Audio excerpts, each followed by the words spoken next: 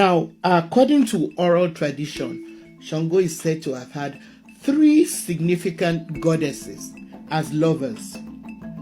Oshun is considered the first of these formidable female deities. Oba, also a deity, was another one, and then his relationship that was considered the most passionate was with Oya.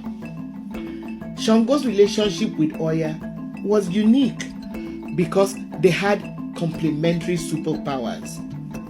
Oya had the power over the winds and rain, which complemented Sango's power over thunder and lightning. Together, they were a formidable force.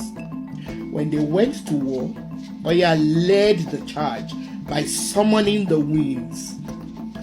They were so close that Sango trusted her with his Edunara, the special stone with which he summoned lightning.